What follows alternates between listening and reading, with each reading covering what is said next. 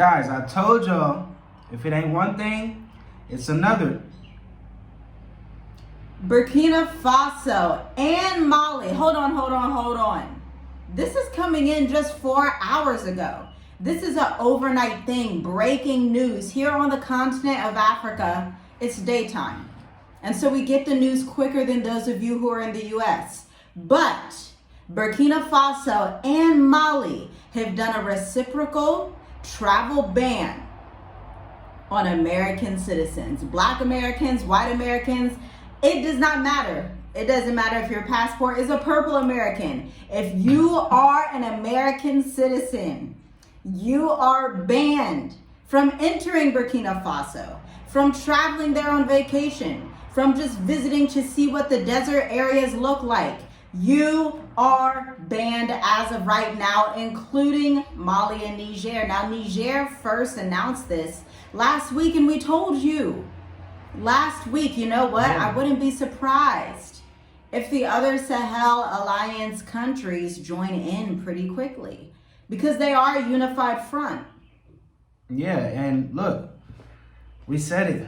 We was like, look, Ibrahim Traore, he said he wasn't against it. He didn't say anything about it. So we see this week. This is a new week now, and this is happening.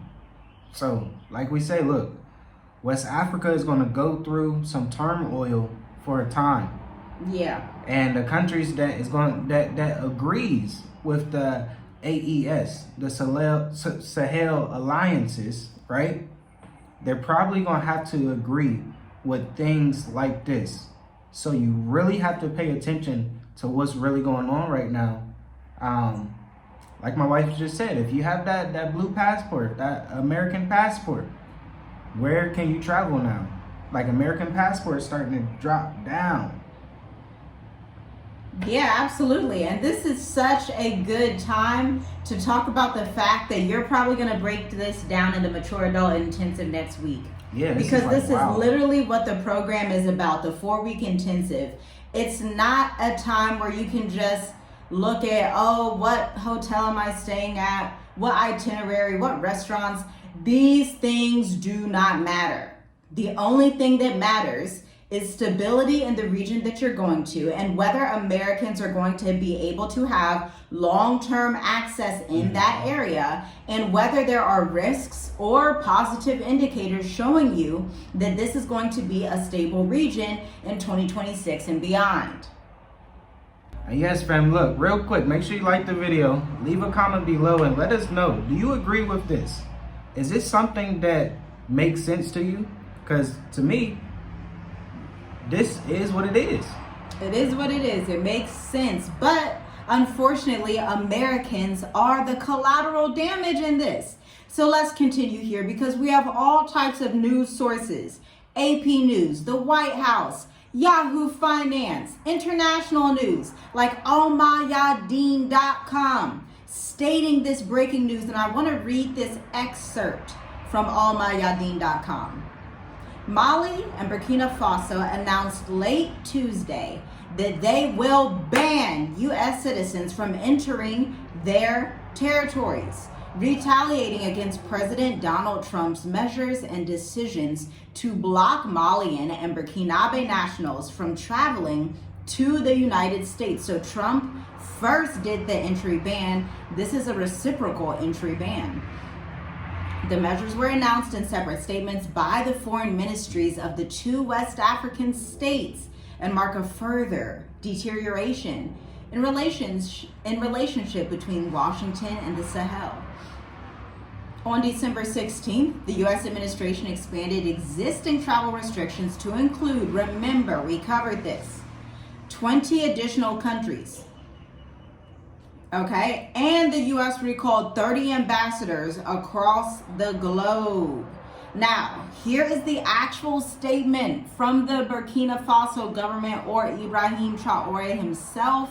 He says, end quote, in accordance with the principle of reciprocity, the Ministry of Foreign Affairs and International Cooperation informs the national and international community, make that very clear, I just want to highlight that, In case people don't understand, when a leader of a country speaks publicly, although locals may not understand it or just regular citizens, when a president of a country speaks in the public, they are speaking not just to their own, but also to the entire world.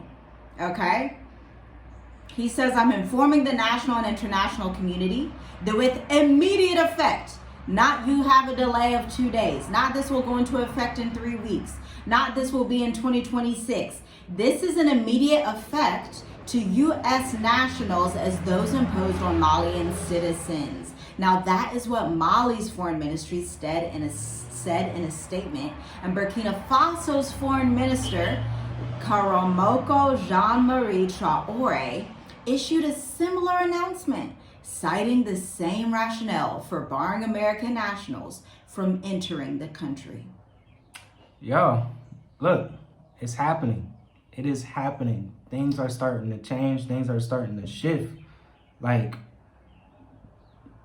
this is, it's just like my wife was just saying earlier. It's not time to be thinking that you're going to travel everywhere, because it's not going to be like that. You know, you've been an American, you know, that comes with, I'll say back in 2020 when we first came, it's a benefit, but now it's starting to come back at us being American or holding that American passport. So this is why we say you have to choose the right country. You have to choose the right region in Africa. So this West Africa, North Africa, even East Africa is going to be going through some turmoil. Like, it's going to be a lot of turbulence that's happening in the next year, the next 2 years. And if you think this is heresy, guess what? These documents have been publicly signed by the foreign ministers of Burkina Faso and Mali, okay? And look, what's happening shows the scales, where the world is moving, where West Africa is moving, where other parts of Africa are moving, because guess what?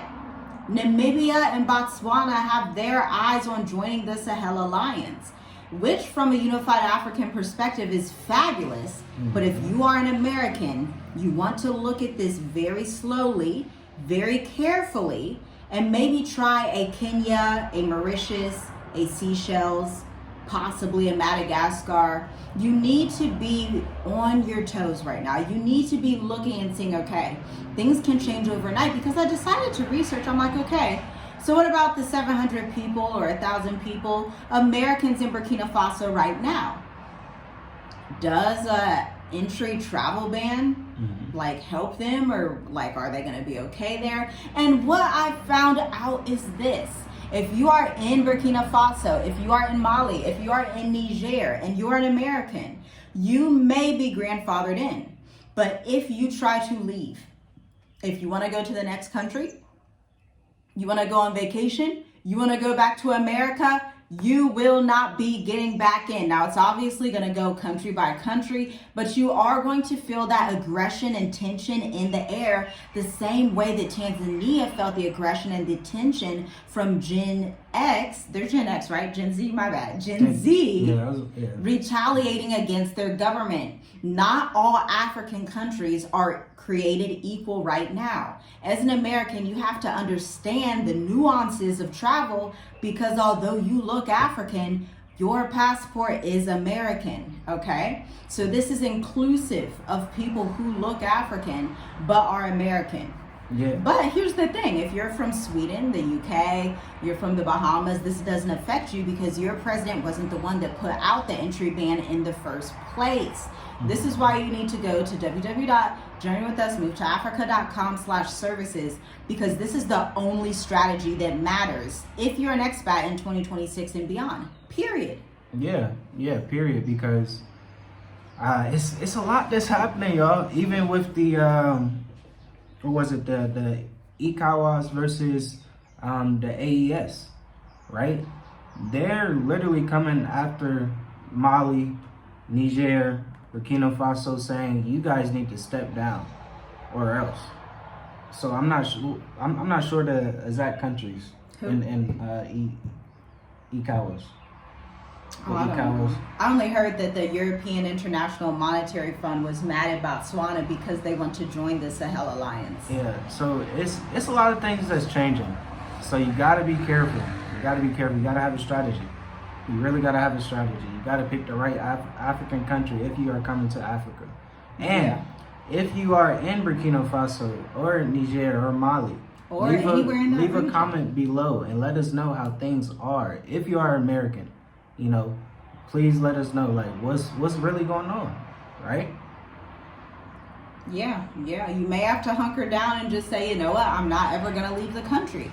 Because again, if you exit, the entry ban is there for you to come back in the country, even if you are a dual citizen. So if this were to happen in Ghana, because there's a lot of dual citizens with Ghana and America, they will know that you're also an American passport holder.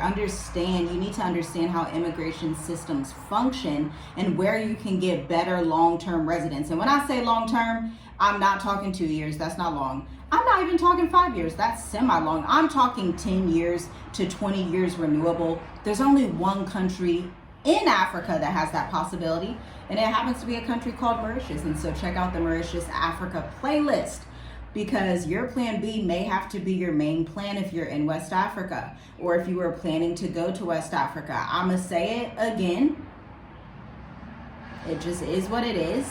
If I were you, I would leave West Africa now. Captain Ibrahim Traore has already said, his quote, "It will be a bloody black winter," speaking to his people. But also remember, in the public, every president knows, every leader knows, when I go on international TV, there's other leaders that are listening. So he's telling the entire face of the planet, a black winter is coming, and we're already seeing it. It's December 31st. Because when visa restrictions tighten, suddenly the first people who get hurt aren't internet commentators. It's retirees that do not have a good long stay plan, mature couples doing scouting trips, but now you're not able to stay there or you have to get out quickly, people managing medication schedules, families moving with grandchildren or their children, anyone depending on predictable consular access, okay? That's all I have for y'all. That was a lot, because that was not shocking. We knew it would happen, but it was just like, boom. Yeah, things are happening quicker and quicker, faster and faster. And I'll say this: if you are a 2 passport holder, right? I think it's time to choose.